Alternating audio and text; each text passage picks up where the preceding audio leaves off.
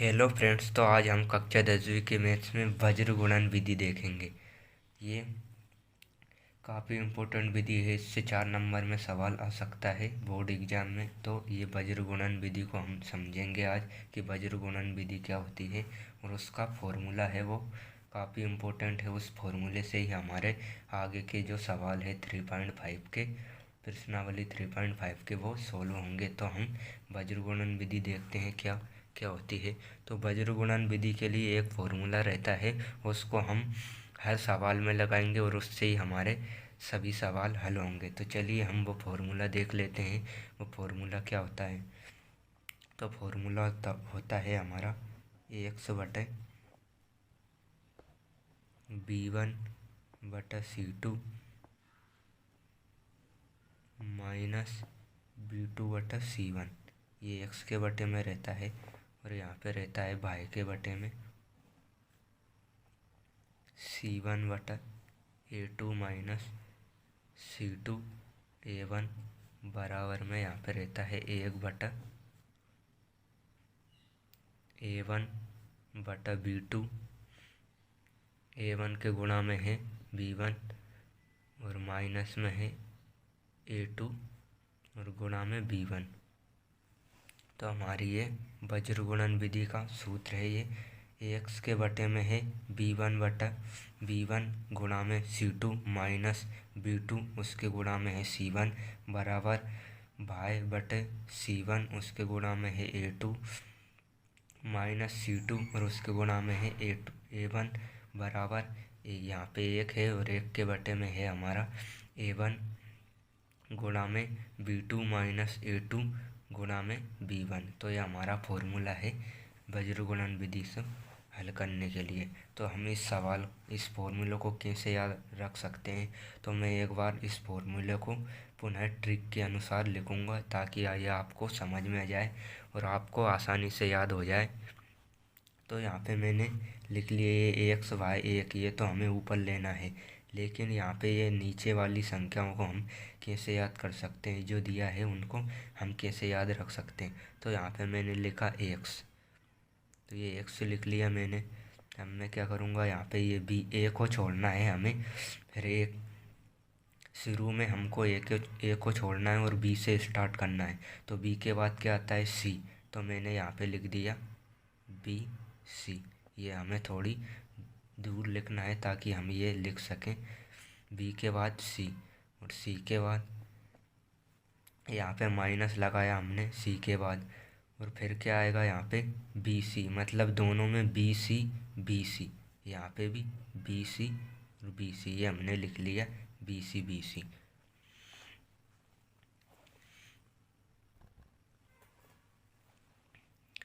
और उसके बराबर में ये क्या है यहाँ पे भाई, ये भाई लिख लिया मैंने। अब C के बाद यहाँ पे ये C से ख़त्म हुआ है, तो क्या होगा यहाँ पे C से ही ये चालू होगा, तो यहाँ पे आ जाएगा C। और इसके बाद फिर हमें इसमें B को छोड़ना है और इसके बाद क्या आएगा A आएगा यहाँ पे, तो ये आ जाएगा CA माइनस फिर यहाँ पे CA, ये आ गया हमारा।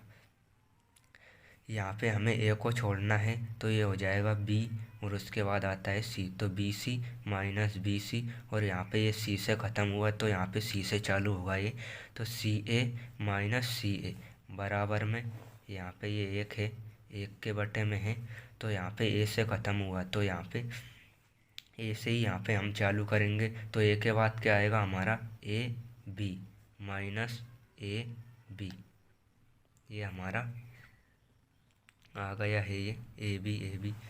तो अब हम क्या करेंगे, यहाँ पे इनको भरने के लिए हम क्या करेंगे 12 21 12 21 12 21, ये हम यहाँ पे लिख देंगे और ये हमारा सूत्र आसानी से बन जाएगा। ये काफ़ी बहुत ही अच्छी ट्रिक है, आप इससे याद कर सकते हैं वज्र गुणन विधि के सूत्र को। हम यहाँ पे ये भी देखेंगे कि A B और C यहाँ पे क्या होता है। हमें 2 समीकरण दिए रहेंगे, उससे हम ABC का मान निकालेंगे।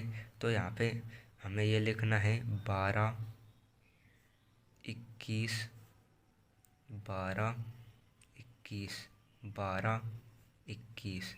हमें यहाँ पे 12 से शुरू करना है और ये माइनस का चिन्ह है, उसके बाद 21 लिखना है हर माइनस के चिन्ह के बाद।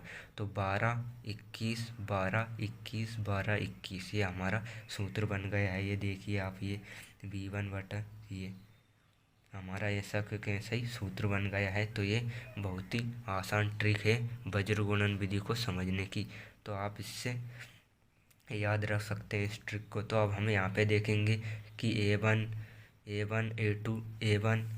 A2 और B1 B2 C1 C2 यहाँ पे क्या होता है। तो मान लो हमें कोई समीकरण दिया है, मान लो कि हमें यहाँ पे दिया है 4x प्लस 6y बराबर 3, और यहाँ पे दिया है 5x प्लस 3y बराबर 1। तो हम क्या करेंगे, यहाँ पे तुलना करेंगे। तो यहाँ पे ये हो जाएगा A1 का मान, ये समीकरण 1 मानेंगे हम इसको, तो ये हो जाएगा A1 का मान, और ये हो जाएगा B1 का मान। और यहाँ पे C1 का मान निकालने के लिए हम क्या करेंगे, हम इससे समीकरण की तुलना इससे करते हैं कि A1 AX प्लस B1 भाई प्लस C1 बराबर 0 से। तो इससे हम समीकरण 1 की तुलना करेंगे, और समीकरण 2 से हम किसकी तुलना करेंगे, 2x प्लस B2 भाई प्लस C2 बराबर 0। इससे हम समीकरण ये 2 दिया है इसकी तुलना करेंगे। तो यहाँ पे C किसके बगल में है, तो ये 3, ये C1 का मान हो जाएगा, लेकिन इसका पक्षांतर हम इधर करेंगे तभी यहाँ पे 0 के बराबर हो जाएगा। तो ये क्या आ जाएगा, यहाँ पे -3 आ जाएगा। तो C1 का मान हमारा -3 निकलेगा। अगर इस रूप में दिया रहता है तो हम पक्षांतर करके उसको इधर लाएंगे, और बराबर में हम यहाँ पे 0 रखेंगे, उसके बाद हम तुलना करेंगे। तो यहाँ पे A1 का मान हो जाएगा 4, B1 का मान हो जाएगा 6, और C1 का मान हम इसका पक्षांतर इधर करेंगे तो ये प्लस में है तो माइनस में आ जाएगा। तो C1 का मान हो जाएगा हमारा -3। इसी प्रकार यहाँ पे ये समीकरण 2 है, तो A2 का मान हो जाएगा हमारा 5, और B2 का मान हो जाएगा हमारा 3, और C2 का मान हो जाएगा, ये प्लस में इसका पक्षांतर इधर करेंगे और बराबर में इसके 0 आ जाएगा। तो C2 का मान हो जाएगा हमारा -1। तो इस प्रकार हम समीकरण दिए रहेंगे हमें 2, और उनमें से हमें तुलना करके इस सूत्र में मान रखना है, तो हमारा x और y का मान निकल जाएगा। जैसे ही यहाँ पे ये मान निकलेगा, एक बार हम x के बराबर में इसको रखेंगे, फिर x के y के बराबर में हम इसको रखेंगे, और इससे हमारा x और y का मान निकलेगा। तो हमने ये फॉर्मूला डिस्कस कर लिया है वज्र गुणन विधि का। अब हम चलते हैं प्रश्नावली की ओर। तो हम प्रश्नावली 3.4 में वज्र गुणन विधि का उपयोग करेंगे। तो हमें क्वेश्चन भी दिया है, हमें क्वेश्चन को पढ़ के जहाँ पे वज्र गुणन विधि लगाना है वहाँ पे हम लगाएंगे। ये क्वेश्चन में दिया है कि हमें कहाँ पे वज्र गुणन विधि का उपयोग करना है। तो चलिए हम क्वेश्चन करते हैं। तो मैंने ये प्रश्नावली 3 का पहला सवाल लिख लिया है यहाँ पे। तो हमें ये क्या दिया है कि निम्नलिखित समीकरणों के युग्मों में से किसका एक अद्वितीय हल है, किसका कोई हल नहीं है, या किसके अपरिमित रूप से अनेक हल हैं। अद्वितीय हल की स्थिति में उसे वज्र गुणन विधि से ज्ञात कीजिए। मतलब हमें 2 समीकरण दिए रहेंगे, उसकी तुलना करने पर हम देखेंगे कि उसका हल अद्वितीय हल आता है या कोई हल नहीं आता है, या अनंतता अनेक हल आते हैं। तो ये हमें कैसे पता चलेगा कि उसका अद्वितीय हल है या कोई हल नहीं है या अनंतता अनेक हल है। तो इसके लिए मैंने एक वीडियो बनाया था जिसका लिंक डिस्क्रिप्शन में दिया है। अगर आपने वो वीडियो नहीं देखा है तो आप उस वीडियो को जाकर देख सकते हैं, और अगर आप उस वीडियो को देख लेंगे तो ये समझना आपके लिए काफ़ी इजी हो जाएगा। तो यहाँ पे हमें खाली अद्वितीय हल की स्थिति में ही उसे वज्र गुणन विधि से हल ज्ञात करना है। हम 2 समीकरण दिए रहेंगे, उनका हल निकालेंगे। यदि उसका अद्वितीय हल निकलेगा तो ही हमें वज्र गुणन विधि से हल करना है। अगर उसका कोई हल नहीं आता या अनंत अनेक हल आते हैं तो उसको हमें वज्र गुणन विधि से हल नहीं करना है। हमें केवल ये बताना है कि उसका कोई हल नहीं है या अनंतता अनेक हल है। तो चलिए हमें पहला सवाल करते हैं। तो पहला सवाल हमें क्या दिया है यहाँ पे, तो पहला सवाल दिया है हमें यहाँ पे x - 3y - 3 बराबर 0। इसको मैंने समीकरण 1 दे दिया, और यहाँ पे है 3x माइनस 9 माइनस 2 बराबर 0। इसको मैंने समीकरण नंबर 2 नाम दे दिया। तो अब मैं क्या करूँगा, यहाँ पे तुलना करूँगा a1 b1 और c1 और a2 b2 और c2 के मान निकालने के लिए हम यहाँ पे तुलना करेंगे। तो यहाँ पे मैं लिखूँगा समीकरण 1 की तुलना a1 ax प्लस b1 भाई प्लस c1 बराबर 0 से करने पर और समीकरण 2 की तुलना हम समीकरण 2 की तुलना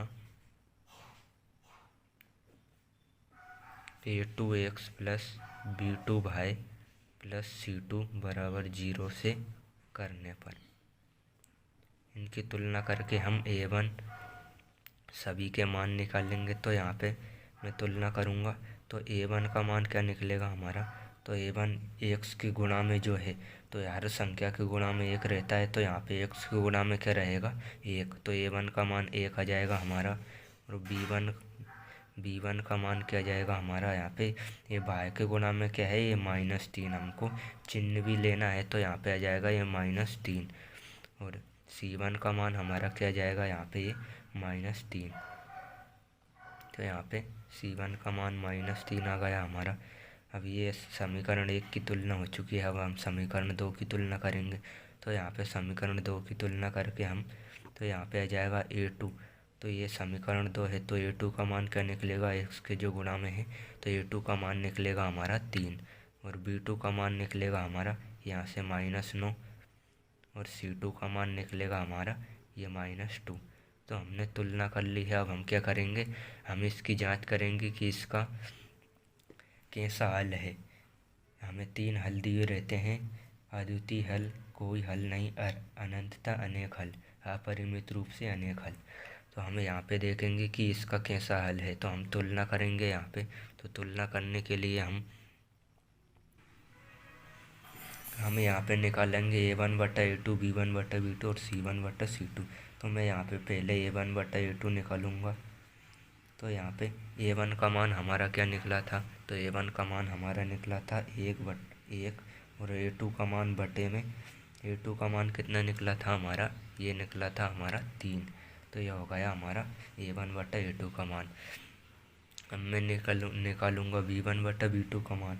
तो यहाँ पे यह जाएगा b1 और यहाँ पे आ जाएगा b2।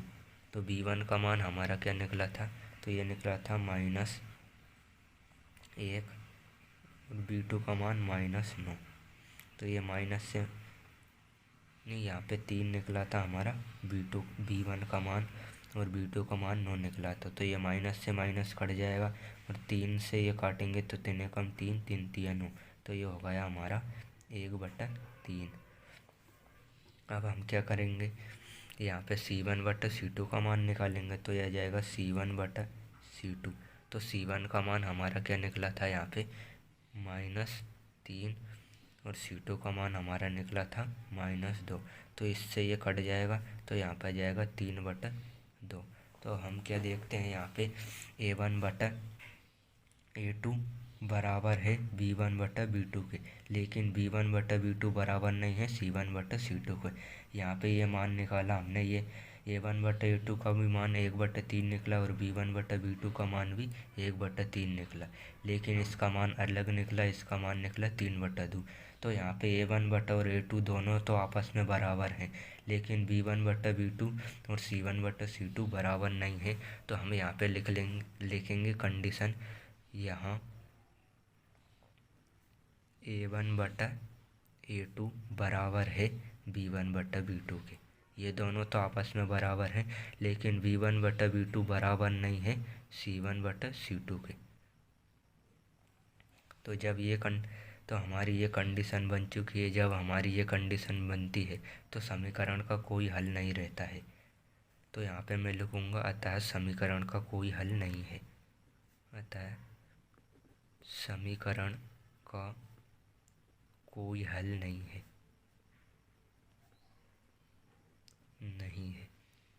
तो हमारा समीकरण का कोई हल नहीं है। तो हमें क्वेश्चन में क्या दिया था कि जब समीकरण का अद्वितीय हल निकलेगा तभी हमको उसे वज्र गुणन विधि से हल करना है, लेकिन यहाँ पे इसका कोई हल नहीं निकला है तो इसको हम वज्र गुणन विधि से हल नहीं करेंगे। तो हमारा ये पहले का पहला सवाल कंप्लीट हो चुका है। अब हम करेंगे दूसरा सवाल। तो दूसरा सवाल क्या दिया है हमें? तो दूसरा सवाल दिया है हमें यहाँ पे कि 2x प्लस वाई बराबर 5, 2x प्लस वाई बराबर 5। तो हमें ये दिया है। अब हम क्या करेंगे, इसका पक्षांतर करके इधर लाएंगे और इसके बराबर में 0 बनाएंगे, क्योंकि हम तुलना इसी से करते हैं कि a1 बटा a2 कि a1 x plus b1 y plus c1 बराबर 0 से। तो इसके बराबर में हमें 0 रखना पड़ेगा, तब उसको हम समीकरण 1 नाम देंगे। तो यहाँ पे आ जाएगा 2x प्लस वाई माइनस 5, ये प्लस में इधर आके माइनस में बराबर 0। तो ये हमारा समीकरण 1 हो गया। अब समीकरण यहाँ पे दूसरा दिया है हमें 3x प्लस 2y बराबर 8। इसके भी बराबर में हम 0 रखेंगे तो इसका पक्षांतर इधर कर देंगे। तो यहाँ पे आ जाएगा 3x प्लस 2y माइनस 8 बराबर 0, और इसको हमने समीकरण नंबर 2 नाम दे दिया। अब हम फिर वही लाइन लिखेंगे यहाँ पे समीकरण 1 की तुलना a1 x plus b1 y plus c1 बराबर 0 से करने पर। तो यहाँ पे आ जाएगा a1 समीकरण 1 की तुलना a1 x plus b1 y plus c1 बराबर 0 से करने पर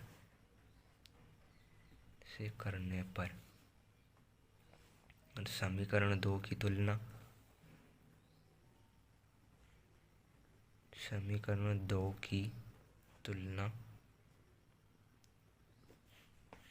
a2x plus b2y plus c2 बराबर 0 से करने पर। तो इन दोनों की हम तुलना करेंगे। यहाँ पे ये समीकरण 1 से हमने तुलना करनी है, तो समीकरण 1 हमारा ये है। तो यहाँ से a1 का मान निकलेगा हमारा x के जो गुणा में है, तो a1 का मान निकलेगा हमारा 2, और b1 का मान निकलेगा हमारा, ये y के गुणा में कुछ भी नहीं है, हर संख्या के गुणा में 1 रहता है। तो यहाँ पे b1 का मान निकल जाएगा यहाँ पे 1, और c1 का मान निकलेगा यहाँ से -5। हमारे ये समीकरण 1 की तुलना हो चुकी है। अब हम समीकरण 2 की तुलना करेंगे। तो ये a2 का मान निकलेगा यहाँ से ये 3, और b2 का मान निकलेगा यहाँ से ये 2, और c2 का मान निकलेगा -8। तो हमने ये a1 बटा a1 और सभी मान निकाल लिए हैं। अब हम क्या करेंगे, a1 बटा a2, b1 बटा b2 और c1 बटा c2 निकालेंगे। तो यहाँ पे मैं निकालूंगा a1 बटा a2। तो a1 क्या है हमारा, ये है 2, और बटे में क्या आएगा, ये a2 आएगा। तो ये हो जाएगा हमारा 3। इसी प्रकार मैं यहाँ पे निकालूंगा b1 बटा b2। तो b1 बटा b2 क्या निकलेगा हमारा, यहाँ पे ये है b1 और ये है b2। तो ये आ जाएगा 1 बटा 2, क्योंकि हमने यहाँ पे 2 ही मान निकालना है। ये दोनों ही आपस में बराबर नहीं आ रहे हैं।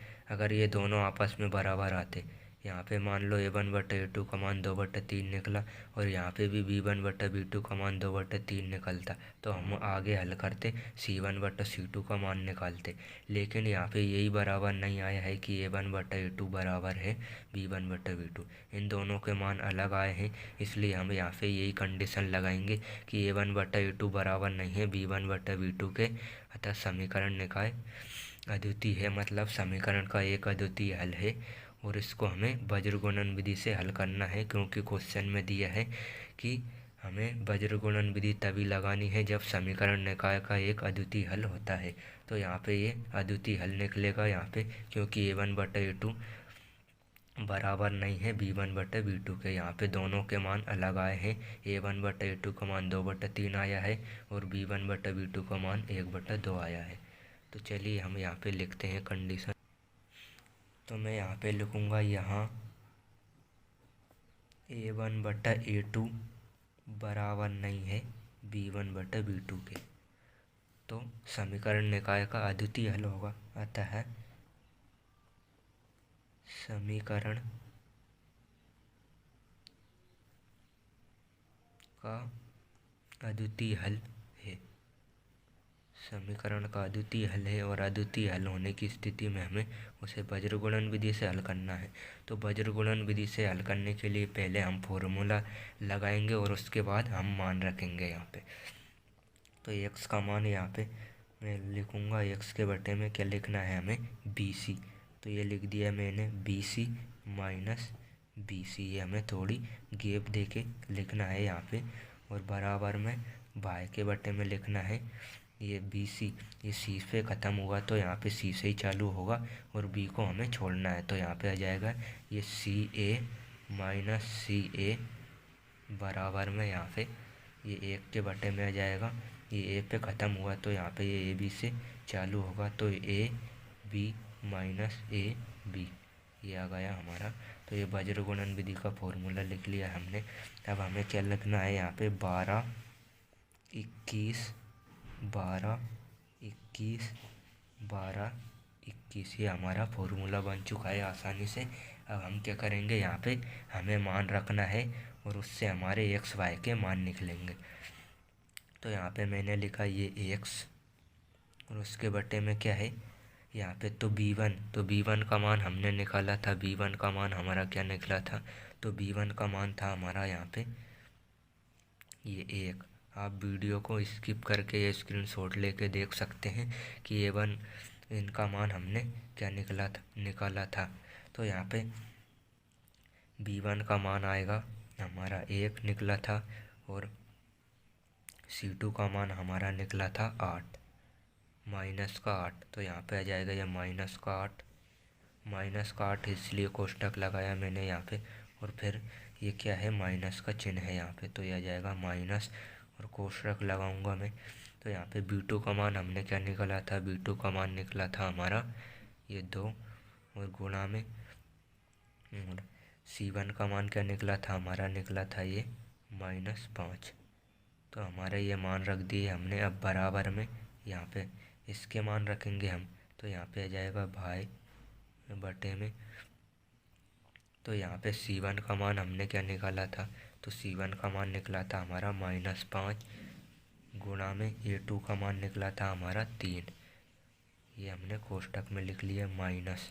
अब C2 का मान हमारा क्या निकला था, -8 गुणा में A1 का मान हमारा निकला था 2। तो ये आ जाएगा 2 और बराबर में यहाँ पे ये 1 के बटे में ये आ जाएगा A1 का मान क्या निकला था हमारा 2 गुणित B2 का मान हमारा निकला था 2 माइनस A2 का मान निकला था हमारा 3 और B1 का मान निकला था हमारा 1। तो यहाँ पे ये आ गया, हमने ये लिख लिया।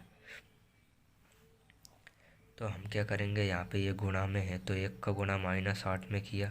पहले हम ये लिख लेते हैं 1 से बटे में क्या आएगा यहाँ पे, तो 1 का गुणा मैंने -8 में किया तो -8 आ जाएंगे यहाँ पे और ये माइनस का चिन्ह है यहाँ पे। तो 2 का गुणा मैंने पहले कोष्टक हल होता है, उसके बाद उसके बाहर वाली संख्याएं हल होती है। तो 2 का गुणा मैंने -5 में किया तो ये होगा -10।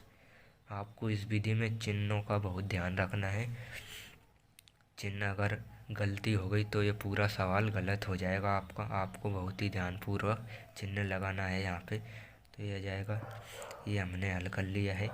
अब इसके बटे में 5 का गुणा -5 का गुणा मैंने 3 में किया तो ये होगा -15 और यहाँ पे माइनस है।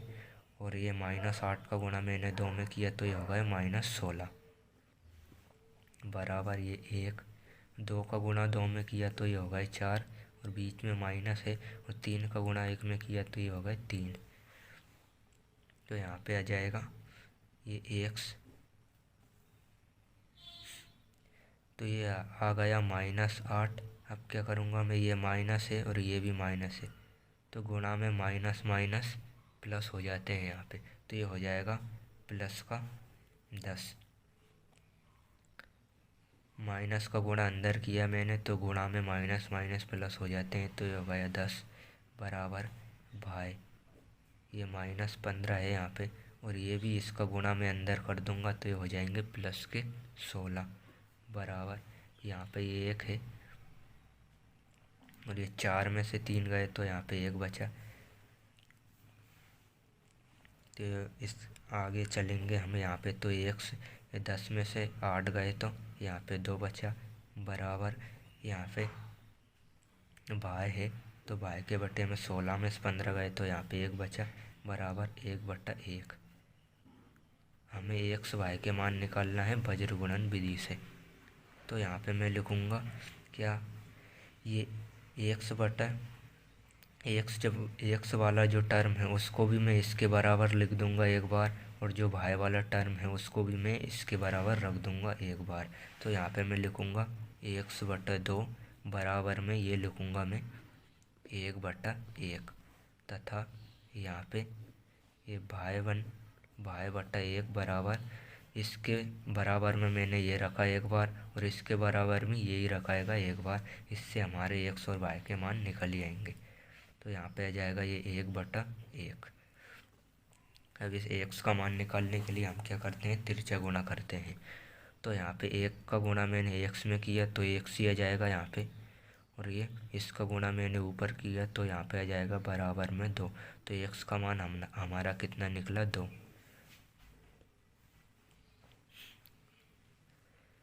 तो एक्स का मान हमारा 2 निकल चुका है। अब हम क्या करेंगे, भाई का मान निकालेंगे। तो 1 का गुणा मैंने यहाँ भाई में किया तो भाई आ जाएगा यहाँ पे बराबर में 1 का गुणा 1 में किया तो ये 1 आ गया।